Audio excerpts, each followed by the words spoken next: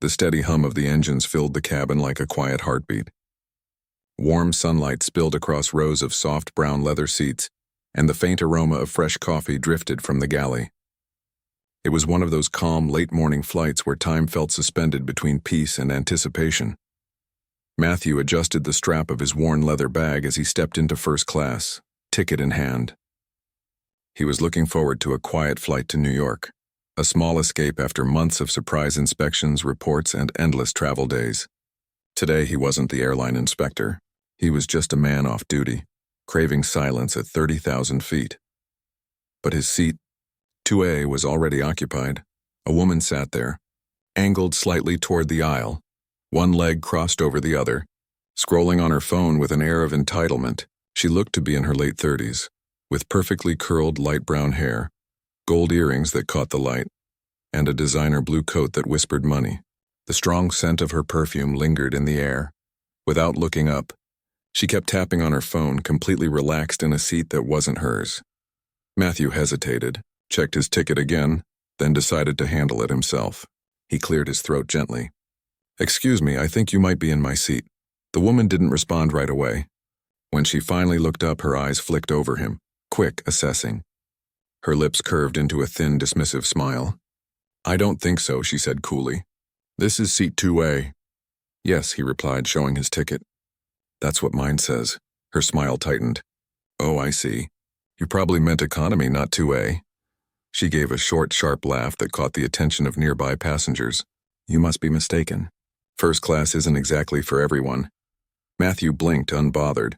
"I'm fairly sure the seat doesn't discriminate," he said evenly. "Pretty certain the upholstery treats everyone the same." A soft chuckle rose from a few rows back. The woman, Allison, as he would later hear a flight attendant call her, straightened, her tone hardening. "I'm serious," she snapped. "You're clearly not supposed to be here. Just look at you." He glanced down at his outfit. Brown jacket, jeans, black wristwatch. Not fancy, but respectable. He smiled faintly. "Is it the jacket?" "You're right. I should have worn something more aerodynamic." A few quiet laughs followed. Allison's cheeks flushed pink. "Don't get smart," she hissed. "You look like someone's dad who wandered into the wrong cabin." "Well," Matthew said mildly, "my dad had great taste. Maybe it runs in the family." A flight attendant approached, sensing tension. "Is everything all right here?" Allison gestured sharply at Matthew. "This man's trying to take my seat." "I've been here since boarding." Matthew calmly handed over his ticket. The attendant scanned it, her smile polite and steady. "Sir, you're correct. Seat 2A is yours." "Ma'am, may I see your boarding pass, please?" Allison frowned, fumbling with her phone before flashing her screen. "Seat 2B?" the attendant confirmed gently. "That's right next to him, ma'am."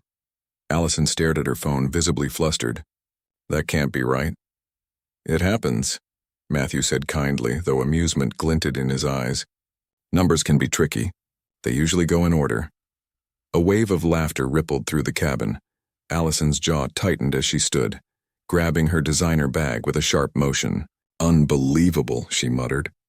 "They let anyone up here these days." The words hung in the air like smoke. Matthew felt something tighten in his chest. Not embarrassment, but quiet disappointment. He had inspected hundreds of flights, filed reports on everything from safety lapses to passenger behavior. He'd seen engines fail, storms break, tempers explode. But this kind of arrogance was the most exhausting of all. He sat down, fastening his seatbelt as Allison dropped into the seat beside him, still muttering under her breath. "Probably won a ticket in some raffle," she whispered just loud enough for others to hear. "First class should have standards." Matthew turned slightly toward her. "Don't worry," he said softly. "It does, you'll see," she frowned. "Excuse me?" He smiled politely. "Nothing. Just talking to myself. Nervous habit. Usually happens when people judge strangers too quickly." The attendant returned with drinks.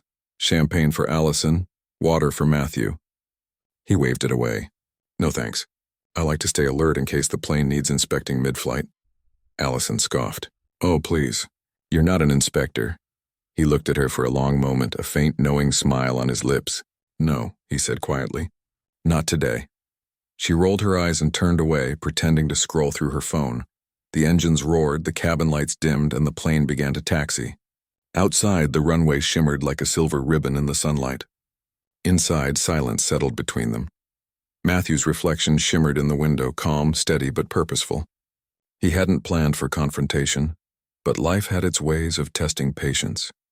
He knew exactly who Allison was now. Not by name, but by type.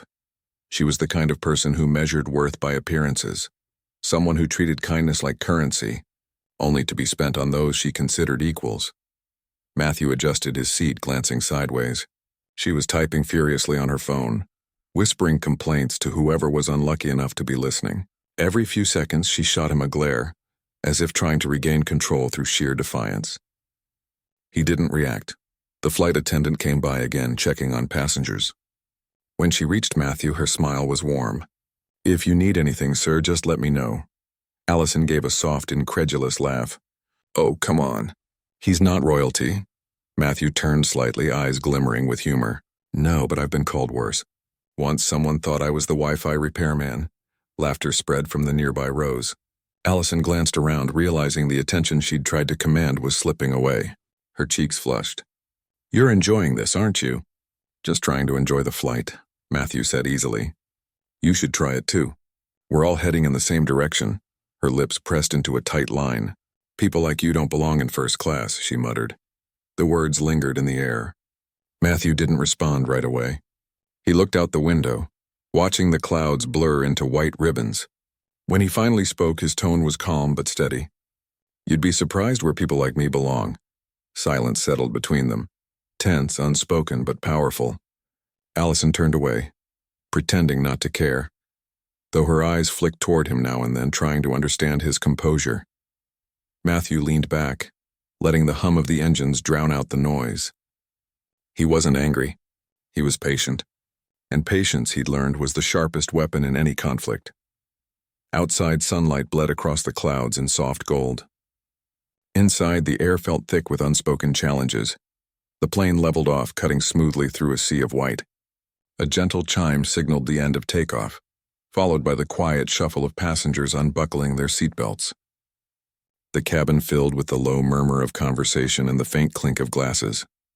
Matthew sat still, one leg crossed, his face unreadable.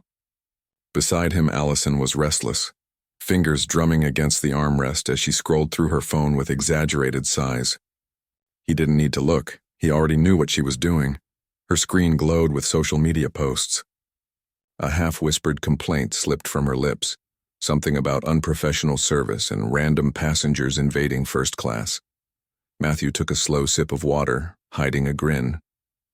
She was documenting her outrage like the world was her courtroom. A flight attendant appeared with the lunch menu, her tone warm and practiced. Allison's smile returned instantly, thin, performative. "Yes, I'll have the champagne first," she said, loudly enough for others to hear. "And the salmon, not the chicken. I don't eat basic food." The attendant nodded politely and turned to Matthew. "And for you, sir?" He smiled. "The chicken sounds perfect. I hear it's elite this season." Soft laughter rippled through the cabin. Allison shot him a glare sharp enough to cut glass. "How cute," she said with mock sweetness. "Do you always make jokes when you feel out of place?" "I only do it when the opportunity presents itself," Matthew replied smoothly. "You're giving me plenty of material." Her mouth fell slightly open, caught between offense and disbelief. "You really think you belong here, don't you?" "Belonging's a funny thing," Matthew said, leaning back. "Sometimes it's not about where you sit. It's about how comfortable you are sitting there."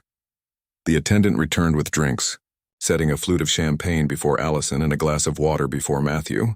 As she walked away, Allison leaned closer, lowering her voice. "You know, there's a certain image one should maintain in first class.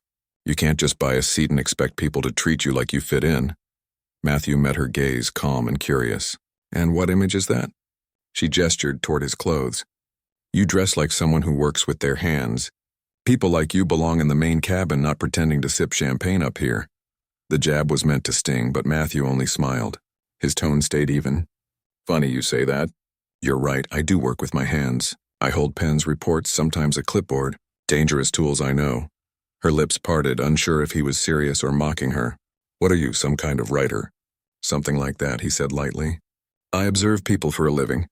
Take notes, evaluate, then decide who's doing their job right." Her eyes narrowed. So you're a critic. That explains the attitude. Not exactly, he said, his voice calm. I'm more hands-on than that. The engines hummed softly as the tension between them grew tighter. Around them, the cabin settled into a peaceful rhythm. Passengers watching movies, reading, chatting quietly. But in seats 2A and 2B, pride and restraint were locked in a quiet duel. Allison shifted, frustrated that she couldn't shake his composure. You're awfully confident for someone dressed like they're heading to a garage sale, she muttered. Matthew raised an eyebrow. Confidence is cheaper than designer coats. Maybe that's why I can afford it. A man across the aisle snorted with laughter. Even the passing flight attendant had to hide a smile. Allison's face burned with embarrassment. She reached for her champagne, taking a long sip to steady herself. Her tone turned colder. You think you're clever, but I know your type. You save up for one first-class ticket, just to feel important for a few hours. Then you'll go back to your small life. Matthew turned his head slowly, studying her. The perfect hair, the expensive jewelry, the brittle arrogance cracking at the edges. He'd seen her kind before. Different faces, same attitude. He didn't answer right away. He simply smiled faintly. You're right, he said at last. I did save up. Worked very hard for this ticket. Inspections, reports, audits. It's exhausting keeping planes like this running smoothly, Matthew said, his tone casual but deliberate. You wouldn't believe the effort it takes to keep first-class seats available for people who actually appreciate them. She frowned, lowering her glass. What do you mean? He tilted his head slightly. Oh, nothing. Just making conversation. You never really know who you're sitting next to. Her brows furrowed in confusion before she brushed it off with a scoff. Please, you're bluffing. People who matter don't talk like that. Maybe not, he replied evenly, but they listen. For a brief moment, silence settled between them. Then, determined to regain control, Allison turned to the flight attendant and raised her voice. Excuse me. Could you check the seating list? I'm not convinced he's supposed to be here. The attendant froze, glancing between them. The air around row 2 grew taut, thick with tension. Matthew remained still, saying nothing. The attendant hesitated, unsure how to respond. It's fine, Matthew said finally, his voice calm but firm. She's just concerned about airline standards. I actually share that interest. He looked at Allison, smiling politely, but there was a quiet sharpness beneath it. We might have more in common than you think. The attendant, visibly relieved, nodded and moved on. Allison huffed, turning toward the window with a frustrated sigh. Matthew studied her reflection in the glass, the rigid posture, the clenched jaw, the pale knuckles gripping the armrest. She wasn't used to losing, especially not in public. He let the silence linger just long enough to sting. When the meals arrived, she ignored him completely, stabbing at her salmon with mechanical precision. He ate quietly, enjoying his food. Halfway through, he spoke again, softly, conversational, but with purpose. Out of curiosity, he asked, How often do you fly? She hesitated. Often enough to know when someone doesn't belong. He nodded thoughtfully. That's interesting because I fly every week. Different routes, different planes. You start to notice patterns. Who treats the crew with respect, who doesn't, who thinks the rules don't apply to them. Her fork paused halfway to her mouth. What are you implying? Nothing, he said with a faint shrug. Just thinking out loud. Old habit. A flicker of unease crossed her face. She looked at him again, not with disdain this time, but with uncertainty. There was something unsettling about his calm. Every word felt intentional, chosen. He smiled again, friendly but unreadable. You know, I once met a woman just like you on a flight to Chicago. She thought the world revolved around her row number. She ended up learning something valuable that day. Oh? And what was that? Allison asked, feigning disinterest. That sometimes, he said softly. You can be sitting in the right seat and still be completely out of place. Her confidence faltered. She looked away, the mask slipping for the first time. He leaned back as the engines hummed steadily, the sky outside dimming into soft gray. Shadows stretched across the cabin, long and thin like brushstrokes across the clouds. Matthew folded his hands in his lap, voice low and calm. Don't worry, he said quietly. You'll figure it out soon. She glanced at him sharply. Figure what out? He met her gaze. That not everyone in first class is here for the view. Before she could answer, the overhead chime rang. The captain's voice came through, smooth and steady. "Ladies and gentlemen, we'll be cruising for the next few hours. Please relax and enjoy your flight." Matthew smiled faintly, still watching the clouds drift by. "Enjoy the flight," he murmured almost to himself. Allison didn't respond. She just stared at him, suspicion flickering behind her composed expression, unsure whether he was joking or warning her. The cabin had grown quieter now, filled only with the hum of the engines and the soft clink of glasses. Time stretched. The tension between them still lingered, suspended like static in the quiet luxury of first class. The sky beyond the windows deepened into a burnished gold as the sun began to set over the clouds.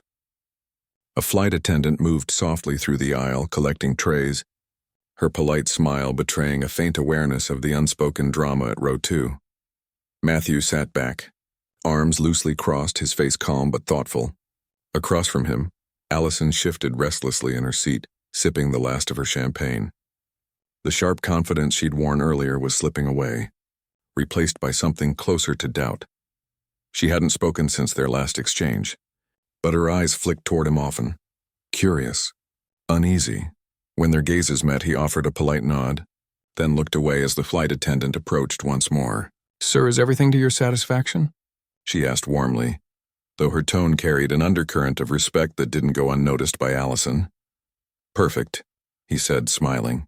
"And the staff has been excellent, as always." The words were simple, but the way he said them carried weight. The attendant smiled knowingly, gave a small nod, and continued down the aisle. Allison's frown deepened. "You act like you know them," she said, her voice quieter now, laced with suspicion. Matthew shrugged lightly. "In a way I do." Her eyes narrowed. "What's that supposed to mean?" He held her gaze, then leaned in slightly, his tone low and measured. "Let's just say I've spent more time in these cabins than most passengers ever will. But usually I'm not here to relax." Allison gave a short, disbelieving laugh. "Oh, what are you now? Secret airline royalty? Maybe you built the plane too?" "Not quite," he said, voice calm and even. "But I do make sure they're run properly, safely, fairly." She blinked, trying to read him. "You're joking." He smiled faintly, though his eyes remained steady. "I'm not much of a comedian." Something in his tone made her sit up straighter. "Are you saying you work for the airline?"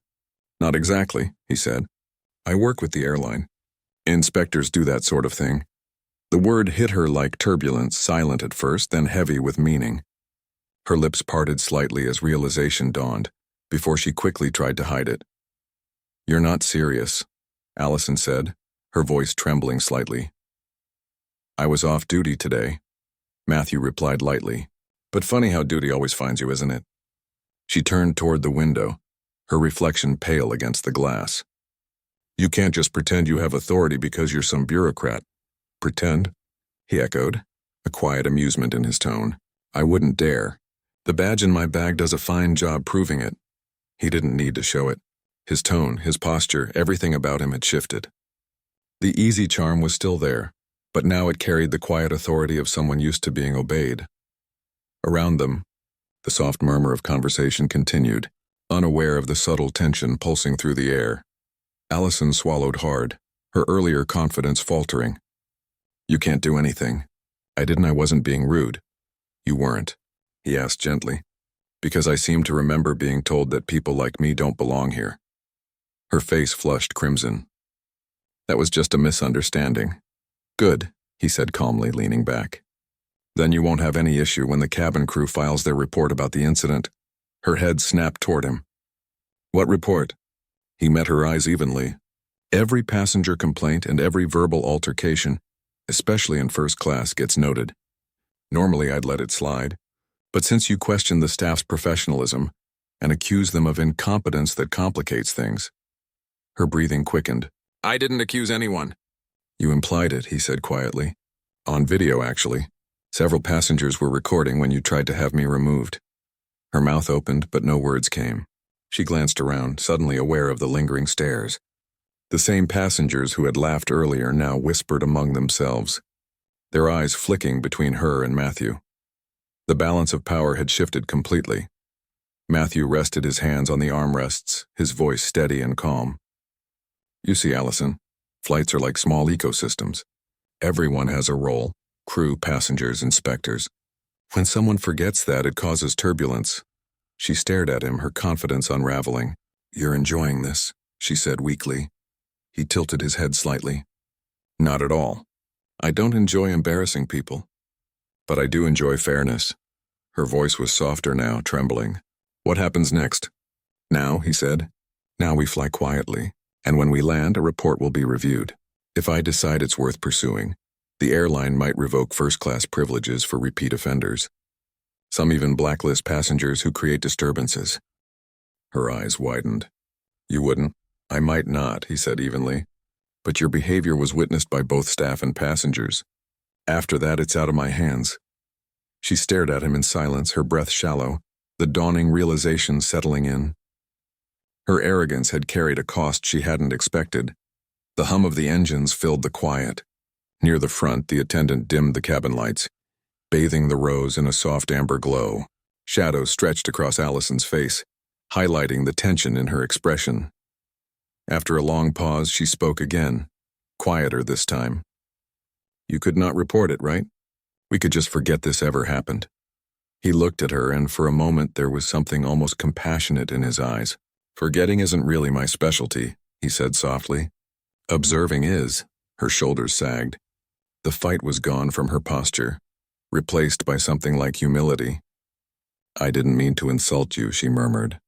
"I just thought, well, I assumed you weren't important. You dressed so simply." He finished her sentence gently. "Happens more often than you'd think." She nodded, her gaze dropping to her lap. The expensive perfume she wore now seemed cloying in the recycled air. Around them, passengers pretended not to listen, but the judgment was written on their faces. Amusement, disbelief, relief that they weren't her. Matthew sighed quietly, turning back to the window. Below, the clouds rolled endlessly, glowing faintly under the fading sun.